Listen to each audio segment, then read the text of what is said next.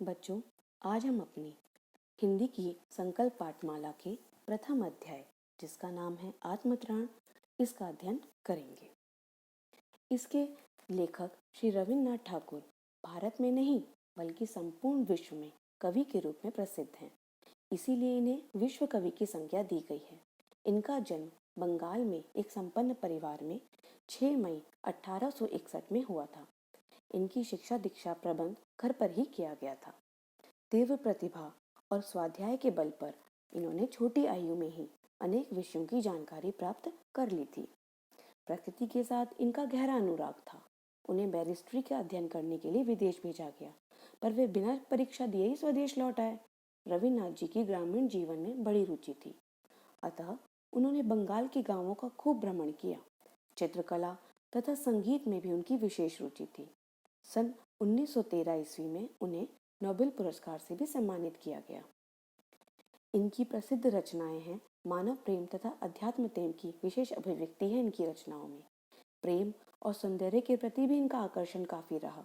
इनकी रचनाएं जैसे गीतांजलि, चित्र और सांध्य गीत, आंख की किरकरी, काबुलीवाला तथा प्रसिद्ध उपन्यास गोरा हैं।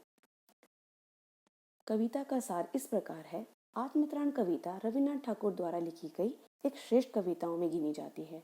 ये कविता मूल रूप से बांग्ला भाषा में लिखी गई थी, जिसका हिंदी में अनुवाद किया गया। इस कविता में कवि ने ईश्वर से उसे आत्मिक और मानसिक बल प्रदान करने की प्रार्थना की है। आप प्रतिदिन प्रार्थना करते हैं, लेकिन आपसे कोई पूछ ले कि प्रार्थना का अर्थ क्या है, तो शायद इसका अर्थ बता पाना मुश्किल हो जाए। प्रार्थना का अर्थ होता है कामना, चाहना और मांगना। प्रार्थना में हम कुछ ना कुछ मांगते ही हैं। इस कविता में कवि ने भी मांगा तो है, पर हटकर। आइए देखते हैं क्या मांगा। विपदाओं से मुझे बचाओ, यह मेरी प्रार्थना नहीं, केवल इतना हो करुणा मैं, कभी ना विपदा में पाऊं भय। तो कवि इन पंक्तियों में ईश्वर से यह दया करने के लिए कह रहा है कि आप सब प्रकार से समर्थ हैं प्रभु, आप सब कुछ कर सकते हैं, फिर भी मैं उनसे अपने आप को विपत्तियों से बचाने की प्रार्थना नहीं करना चाहता।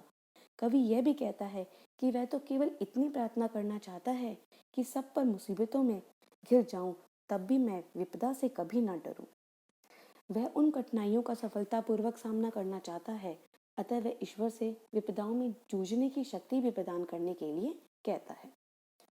दुख ताप से व्यथित चित्त का नादो सांत्वना नहीं सही, पर इतना हो वे करुणा में, दुख को मैं कर सकूं सदा जय। कोई कहीं सहायक ना मिले, तो अपना बल पौरुष ना हिले, हानि उठानी पड़े जगत में, लाभ अगर वंचना रही, तो भी मन में ना मानुष है।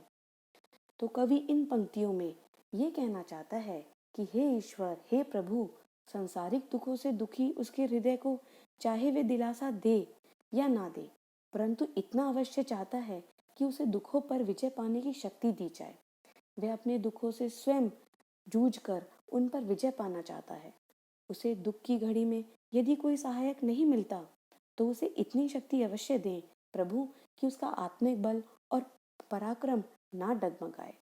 कवि ईश्वर से दोबारा ये प्रार्थना करता है कि चाहे उसे जीवन में सदा हानि उठानी पड़े, लाभ के स्थान पर धोखा मिले, तो भी वह मन से हारे ना।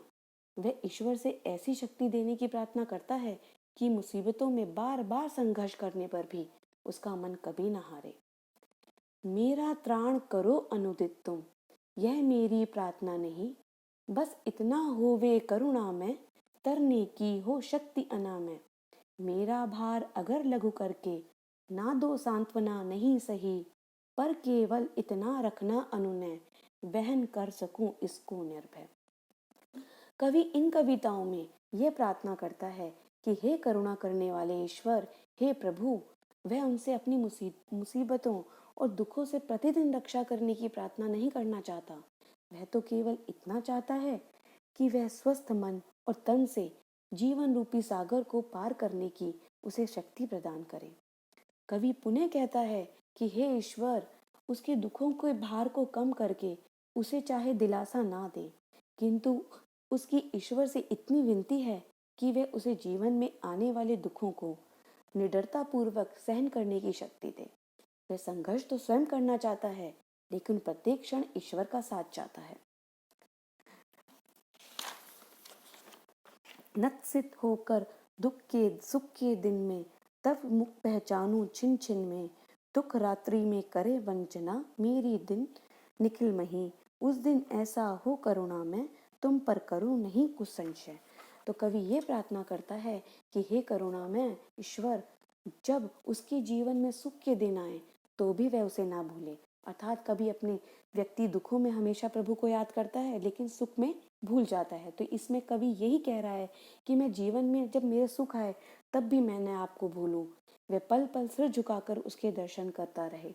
जब उसके जीवन में दुख रूपी रात्रि आ जाए तथा सारा संसार उसे धोखा दे जाए और उसकी निंदा करे, तो भी ईश्वर पर विश्वास उसका बना रहे। वह कभी भी ईश्वर पर संदेह न करे।